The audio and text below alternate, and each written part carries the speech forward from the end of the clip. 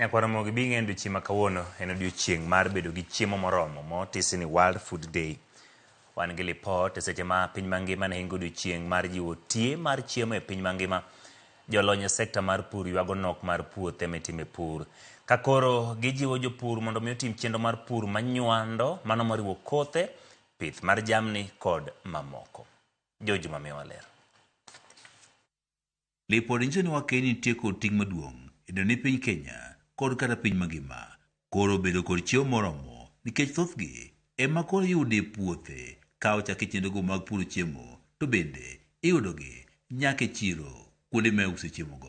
What we are promoting among women, it's a farmer-managed natural regeneration, whereby they are able to grow trees together with crops. Many children lack school or don't go to school or don't grow up well because of food security. So it's a big project on empowering women, but also focusing on issues of food security for children. Kata bed ni Wakenya mathoth bedo kod chia madhi nyime kod golo chiemo mathoth, thothgi pod kale ageta mathoth ma oting'o nok mar puothe moko kuom oganda kitgi kod timbegi kod moko bende koro miyo thothgi ok nyal puro chiemo moromo. Tulikuwa tunanyanyaswa, tulikuwa hatuna usemi katika jamii, bali tulipokuja watu wa Pillars Care wakaingia kwetu, walitufunza mengi sana kuhusu wamama kujitegemea na ile hali ya kuwa na pesa katika mifuko yetu.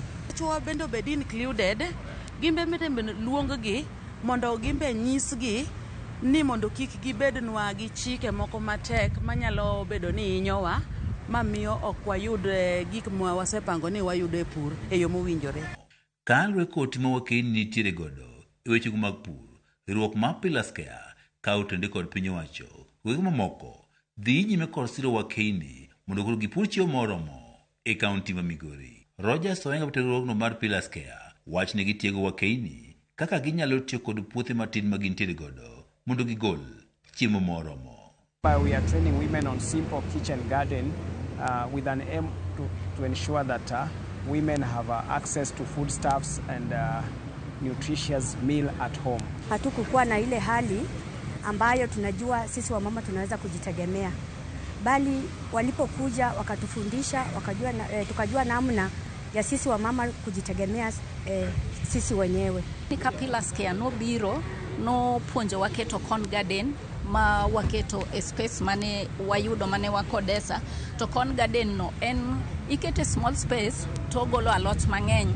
Oenga ne ka pogore kod puonjo Wakenya e yo mag tiyo kod puothe matin ma gintiere godo e golo chiemo moromo, bende giwuoyo kod joma chwo mondo koro ochiw thuolo joma mine mondo koro ti kod puothego, to ahinya mago mag familia ma bende kuom kinde mathoth osetam mine e tiego yono makare. Women face several challenges in the community. One of them is lack of land ownership for farming. And this is part of this training that we are giving them here today on how they can get access to land,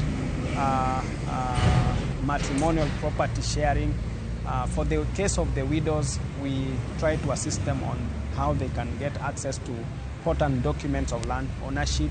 Wakenya mathoth ywak ni biro ni thoth lope pod nitiere e lwet anyuola ka achiel kod wuon pargi koro osemiyo lek margi mar jopur mondo igol chiemo moromo nyaka sani koro ok nyal chopo kare. Chwo ok miwa thuolo, samoro nyalo bedo gi mpango ni idwa tiyo gi puodho kata ikete alodi moro, tiyudo ka dichuo nosetelo gi rieko ni en odwa ni ket kate oduma, then kusetiyo matek kode mi harvest oduma to koro loko kite, ouso oduma gi to pesa ni ofukune, koro yudo ni itiyo mang'eny to mshahara to donjo kamachielo. Thoth kisani kawo kalo kuom grube gideso puothe mopogore opogore ma bende gitiyo godo e pidho kothe mopogore opogore. George Juma, Ramogi TV, Migori.